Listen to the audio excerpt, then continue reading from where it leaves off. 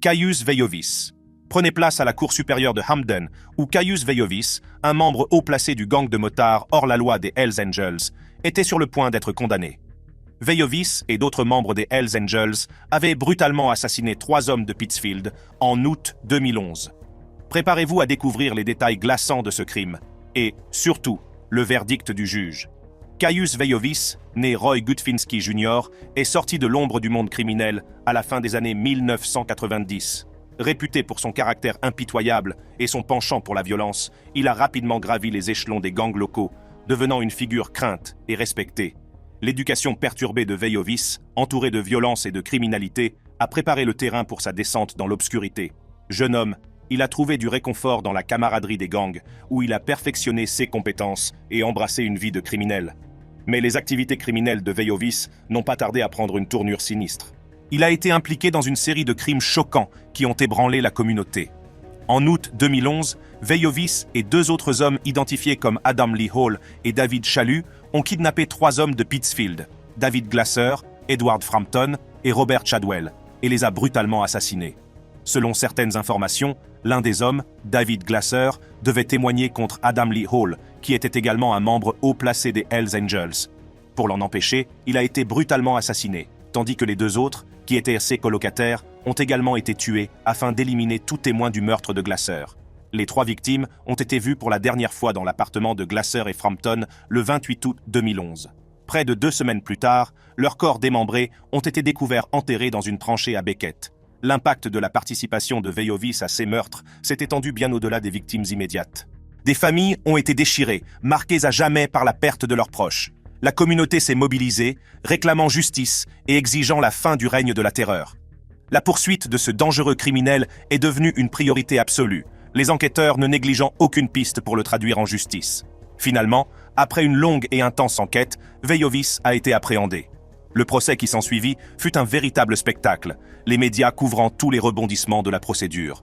La tension régnait dans la salle d'audience tandis que l'accusation présentait son dossier, brossant un tableau saisissant des crimes commis par Veiovis et des ravages qu'ils ont causés. La défense, confrontée à des preuves accablantes, a tenté de donner une image différente de Veiovis. Elle a soutenu qu'il était le produit de son environnement, une victime des circonstances. Elle a tenté de l'humaniser, de faire en sorte que le jury voit en lui autre chose qu'un criminel de sang-froid à l'apparence bizarre. Cependant, le jury, confronté au poids des preuves, n'a eu d'autre choix que de déclarer Veiovis coupable de meurtres multiples et d'autres chefs d'accusation. C'est alors que survient l'heure de vérité. Le juge, l'air sévère, prononce la sentence. 3 peines d'emprisonnement à perpétuité consécutive. Il était clair que Veiovis n'avait pas l'intention de changer de voie ou de chercher la rédemption. Sa réaction à la sentence n'a fait que renforcer sa réputation de criminel de sang-froid, impénitent et irrécupérable. On ne saurait trop insister sur l'impact des crimes de Veiovis sur la communauté. Les cicatrices laissées par son règne de terreur rappelleront à jamais les ténèbres qui peuvent rôder dans l'âme humaine. George Geweld Thomas. La haute cour du Cap occidental est en train de prononcer la sentence de l'homme appelé Violence.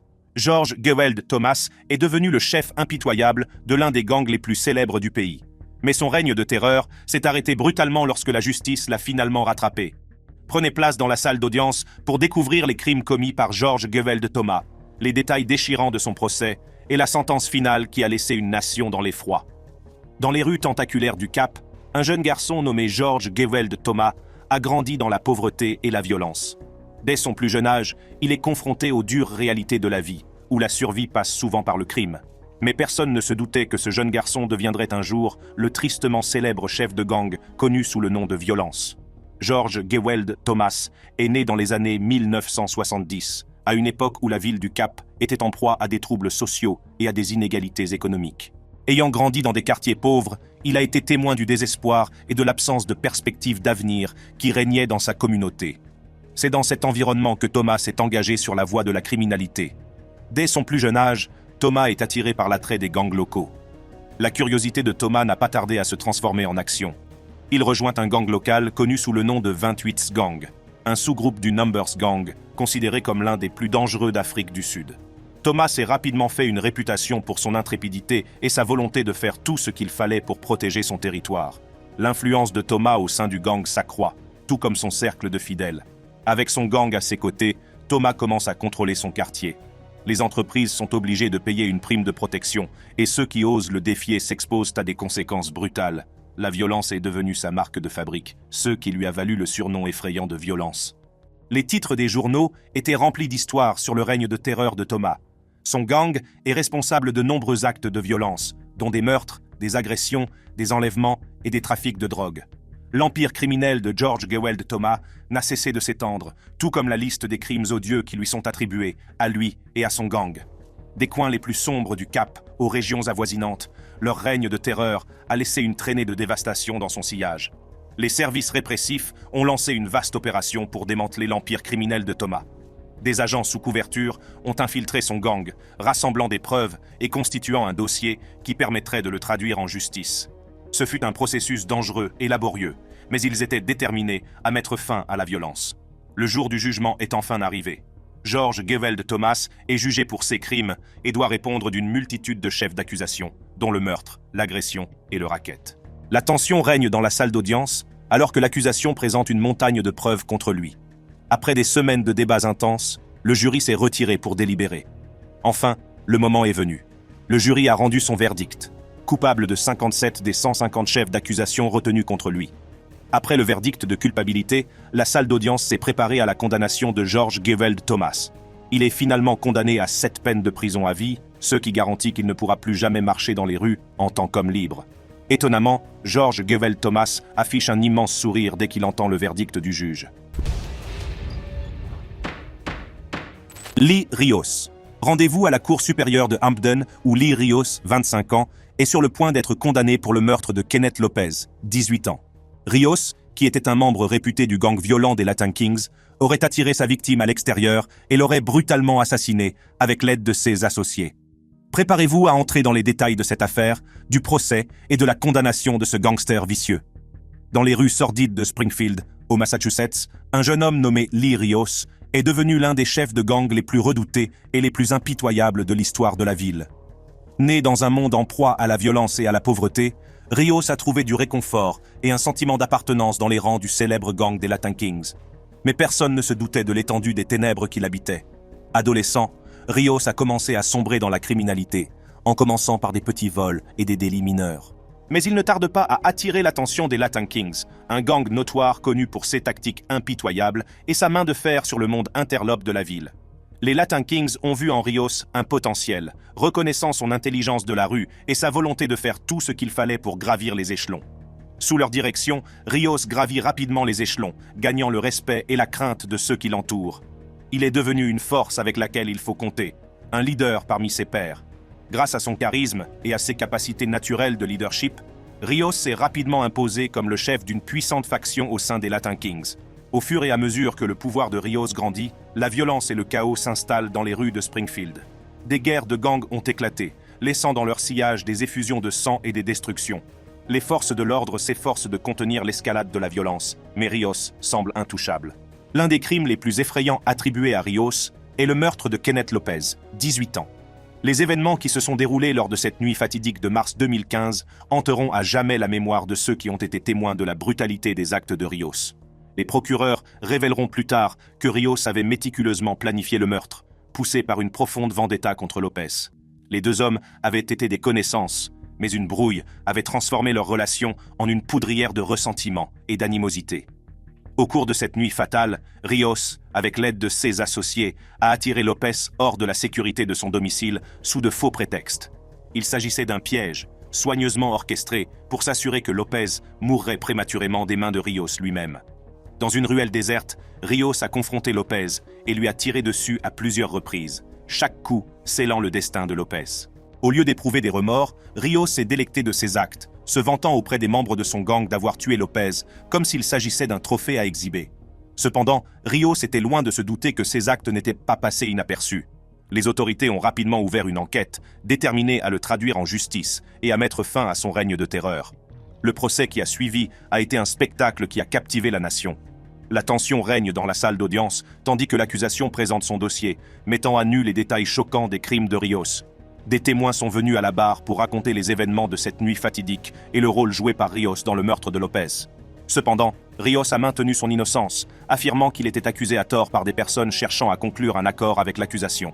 Son avocat a fait valoir qu'il n'existait aucune preuve concrète reliant Rios au crime et que le dossier à son encontre reposait uniquement sur les dépositions de témoins peu fiables. Mais le jury a vu clair dans la poudre aux yeux et a reconnu le poids des preuves présentées. Après une délibération minutieuse, il a rendu son verdict. Lee Rios a été reconnu coupable de meurtre au premier degré. Le juge n'a pas tardé à prononcer la sentence. Prison à vie sans possibilité de libération conditionnelle. Abel Gallegos. Nous nous arrêterons ensuite au tribunal de district du comté de Jefferson, où Abel Gallegos est sur le point d'être condamné pour plusieurs chefs d'accusation, dont le meurtre et l'enlèvement au second degré. Gallegos, un membre redouté et réputé de haut rang du gang Crenshaw Mafia Bloods, a été condamné avec son associé après que le corps de sa victime de 28 ans, Simon Duran, a été retrouvé en train de brûler près d'une benne à ordures à Golden en novembre 2018. Prenez place pour découvrir les détails glaçants de ce meurtre et la peine qui lui a été infligée. Dans les rues du Colorado ravagées par la criminalité, un nom sème la terreur dans le cœur des citoyens respectueux de la loi comme dans celui des autres criminels, Abel Gallegos. Né et élevé dans les quartiers difficiles du comté de Jefferson, Gallegos était destiné à une vie de violence et de criminalité. Dès son plus jeune âge, il s'est retrouvé pris dans les filets d'un gang notoire, connu sous le nom de Crenshaw Mafia Bloods, une organisation impitoyable qui régnait sur les rues d'une main de fer. Les autorités étaient parfaitement au courant des activités criminelles de Gallegos, mais sa ruse et sa capacité à échapper à la capture faisaient de lui un adversaire redoutable.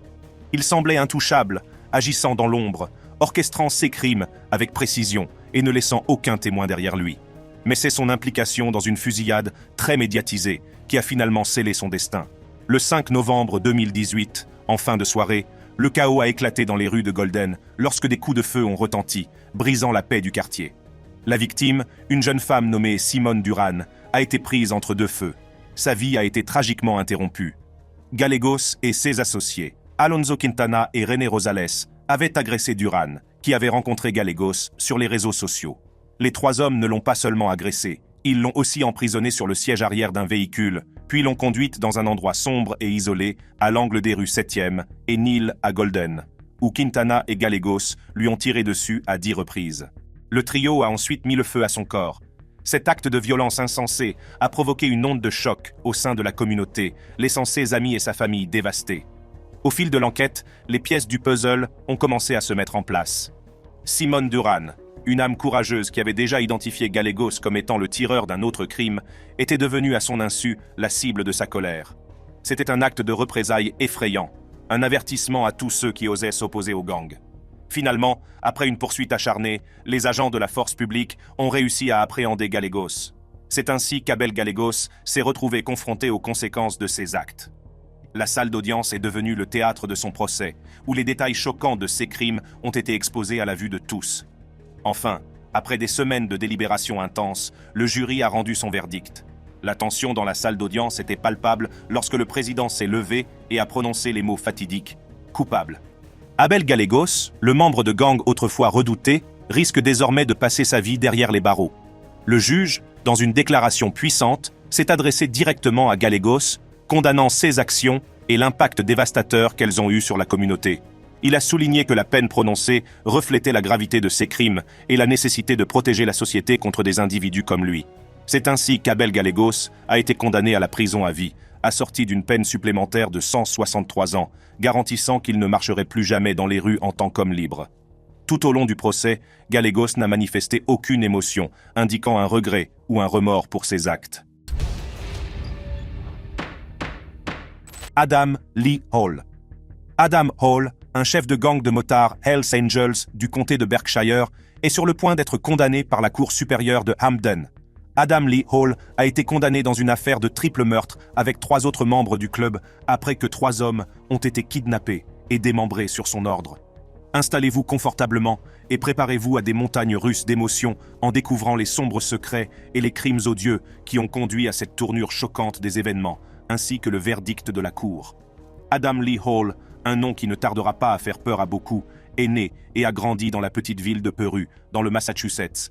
Dans son enfance, il est connu pour sa nature rebelle et son penchant pour les ennuis. Jeune homme, Hall a trouvé du réconfort et un sentiment d'appartenance au sein des Hells Angels, un groupe connu pour ses activités criminelles et sa loyauté farouche envers sa confrérie. Les Hells Angels sont un gang de motards hors la loi bien connu. Leur nom témoigne de leur réputation et fait frémir les forces de l'ordre et les citoyens. Ce tristement célèbre club de motards, fondé en Californie dans les années 1940, s'est rapidement fait connaître pour son esprit rebelle, ses entreprises criminelles et son emblème trop célèbre, le crâne ailé. Au fil des ans, les Hells Angels ont étendu leur influence, établissant des chapitres à travers les États-Unis et même au niveau international. C'est dans ce monde de danger et d'intrigue qu'Adam Lee Hall a gravi les échelons, jusqu'à devenir un membre de haut rang d'un chapitre de l'Ouest du Massachusetts. L'ascension de Hall vers le pouvoir ne s'est pas faite sans son lot d'effusion de sang et d'activités criminelles. Il était connu pour être un homme de main impitoyable, prêt à faire tout ce qu'il fallait pour se protéger et protéger les intérêts de son chapitre. Pour Hall, les méthodes des Hells Angels sont devenues son mode de vie. Il a adopté le mode de vie hors la loi, se délectant du pouvoir et de la notoriété que lui conférait son statut de chef des Hells Angels. Cependant, ce qui a attiré l'attention du public sur Adam Lee Hall, c'est son rôle dans une série de meurtres qui a bouleversé le pays tout entier lorsque la nouvelle a été révélée. Tout a commencé le 21 juillet 2009, lorsqu'Adam Lee Hall a prétendument attiré et frappé David Glasser avec une batte de baseball après l'avoir accusé d'avoir volé une pièce de voiture. David Glasser avec une batte de baseball après l'avoir accusé d'avoir volé une pièce de voiture. En représailles, Glasser a signalé l'affaire aux autorités et, le 23 juillet 2009, la Berkshire County Drug Task Force a arrêté Hall sous l'inculpation de drogue, d'armes à feu et d'agression après des entretiens avec Glasser et une perquisition au domicile de Hall. Le 30 septembre 2009, Hall a été libéré de la Berkshire County Jail and House of Correction après avoir payé une caution de $50 000. Cependant, un procès à venir a été fixé contre lui suite aux accusations d'armes à feu, de drogue et d'agression. Et Glasser était censé être un témoin. Entre le 27 et le 28 août 2011, Glasser et deux de ses amis Edward Frampton et Robert Chadwell ont mystérieusement disparu de l'appartement de Glasser et Frampton sur Linden Street, à Pittsfield. Quelques semaines plus tard, le 10 septembre 2011, la police a découvert, après une enquête approfondie, les corps démembrés des trois hommes, enterrés dans une tranchée sur une propriété privée à Beckett. Hall et deux autres hommes identifiés comme David Chalut et Caius Veiovis ont été accusés de ces meurtres. La nouvelle de ces meurtres horribles a fait l'effet d'une onde de choc au sein de la communauté, laissant dans son sillage un sentiment de peur et d'incertitude. Les preuves contre Hall et ses co-conspirateurs étaient accablantes, dressant un tableau saisissant de leur implication dans ces actes odieux. Le procès qui s'ensuivit fut un spectacle saisissant, l'accusation présentant méticuleusement son dossier contre Hall. Des témoins ont fait état des mois de tourments endurés par Glasser aux mains du président des Hells Angels. Le motif était clair. Hall voulait faire taire Glasser de façon permanente. L'accusation a soutenu que les meurtres de Frampton et Chadwell faisaient partie d'un plan calculé pour éliminer tout témoin potentiel. Après des semaines de témoignages passionnants et de délibérations intenses, le jury a rendu son verdict. Adam Lee Hall a été reconnu coupable de 3 chefs d'accusation de meurtre au premier degré, ainsi que de plusieurs autres chefs d'accusation. La condamnation a été un moment décisif pour Hall. Le juge a prononcé une condamnation cinglante de ses crimes et, en raison de leur brutalité, Hall a été condamné à 3 peines d'emprisonnement à perpétuité consécutive. Lors de la lecture de sa sentence, Hall n'a manifesté aucune émotion. Le chef des Hells Angels, qui s'était autrefois délecté de son pouvoir et de son influence, allait maintenant passer le reste de sa vie derrière les barreaux. Cette longue peine d'emprisonnement lui rappelle brutalement que même les personnes les plus puissantes ne sont pas au-dessus de la loi. Antonio Davenport. Notre dernière affaire se déroule dans une salle d'audience du comté de Durham, où Antonio Davenport, également connu sous le nom de Lil Tony, est sur le point d'être condamné. Ce chef de gang de 27 ans devait être condamné pour son rôle dans le meurtre de Zion Person, 9 ans. Prenez place dans la salle d'audience et découvrez l'ascension de Davenport, son implication dans le 8 Trey Gangster Crips et les événements tragiques qui ont conduit au meurtre d'un enfant innocent. Dès son plus jeune âge, Antonio Davenport est attiré par la vie de gang et le pouvoir qu'elle promet. Il n'a pas tardé à devenir membre du célèbre 8 Trey Gangster Crips, un gang de rue criminel connu pour ses activités impitoyables.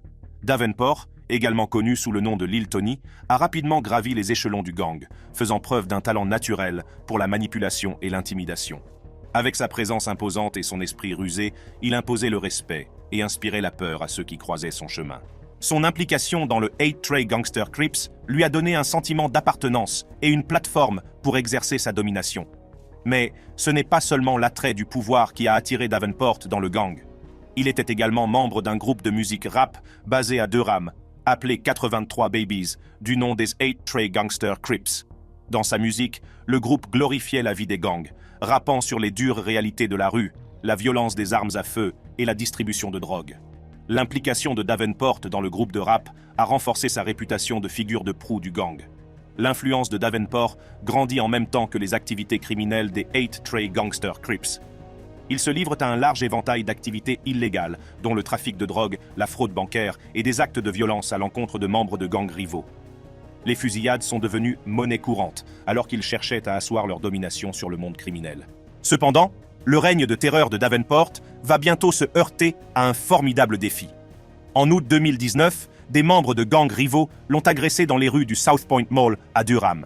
L'attaque a été capturée sur vidéo et partagée sur les médias sociaux, humiliant Davenport et le 8 Trey Gangster Crips.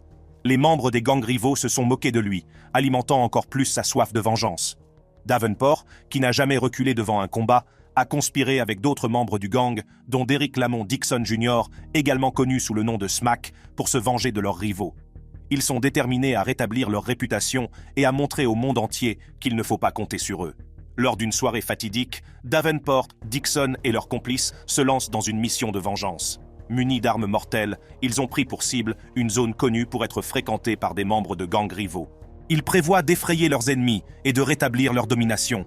Ils étaient loin de se douter que leur action aurait des conséquences dévastatrices. Davenport et les membres de son gang ont repéré une voiture qu'ils pensaient appartenir à leur cible. Il s'agissait d'une voiture similaire à celle utilisée par l'individu avec lequel Davenport avait échangé des messages Instagram menaçants. Animés par la rage et la soif de vengeance, ils ont ouvert le feu sur le véhicule, déchaînant une pluie de balles. La voiture, qui transportait des passagers innocents, a été prise entre deux feux. Dans le chaos et la confusion, une tragédie s'est produite. Zion Persson, 9 ans, qui se trouvait dans la voiture avec sa tante et 4 autres enfants, est devenue une victime involontaire de la guerre des gangs. 2 balles ont traversé la fenêtre à côté de Zion, l'atteignant à la tête et mettant fin à sa jeune vie en un instant. Son cousin de 8 ans, assis à côté de lui, a également été blessé, touché au bras par une balle perdue. La scène était d'une dévastation totale. La violence insensée avait coûté la vie à un enfant innocent, changeant à jamais le cours de leur vie. Alors qu'ils réalisent ce qu'ils ont fait, Davenport, Dixon et Magwood s'enfuient, laissant derrière eux une traînée de destruction et de chagrin. L'enquête sur la fusillade a été une véritable course contre la montre. Les inspecteurs de la police de Durham, en collaboration avec le FBI et le bureau du shérif du comté de Durham, ont travaillé sans relâche pour rassembler les preuves et reconstituer les événements qui ont conduit à la mort tragique d'un enfant innocent. L'un des éléments de preuve les plus importants est le bracelet électronique que portait Davenport, conformément à la décision du tribunal. Ce dispositif l'a placé sur les lieux du meurtre, établissant un lien crucial entre lui et les événements tragiques qui se sont déroulés cette nuit-là. Le procès a été une expérience éprouvante pour la famille de Zion, qui a dû revivre la douleur de sa perte dans la salle d'audience. Ils ont assisté à la procédure, les yeux fixés sur M. Davenport, espérant que justice soit rendue. Après un procès éprouvant, le jury a rendu son verdict. Antonio Davenport a été reconnu coupable d'un chef d'accusation de crime violent, plus précisément de meurtre, avec l'aide du racket. Le poids de ces actes et les conséquences dévastatrices qu'ils ont eues sur la vie d'un enfant innocent sont indéniables. Mais le procès n'était pas la fin de l'histoire. La condamnation de Davenport allait déterminer la peine qu'il encourait pour ces crimes odieux. Le juge, tenant compte de la gravité de l'infraction et de son impact sur la communauté, a prononcé une peine qui garantit que Davenport ne sera plus jamais libre. Antonio Davenport, le chef de gang qui s'était autrefois délecté de son pouvoir et de sa domination, a été condamné à la prison à vie. La décision du juge a envoyé un message clair. De tels actes de violence insensés ne seront pas tolérés. Davenport n'a manifesté aucune émotion alors qu'il était assis dans la salle d'audience et qu'il écoutait sa sentence. Cela nous amène à la fin de cette vidéo choquante sur les chefs de gang réagissant aux condamnations à perpétuité. Leurs histoires nous rappellent avec effroi la noirceur qui peut se cacher dans l'âme humaine, mais aussi le pouvoir de la justice, de la communauté et de l'esprit humain indomptable. Pour d'autres vidéos fascinantes comme celle-ci, cliquez sur les cartes qui s'affichent sur vos écrans et je vous attends.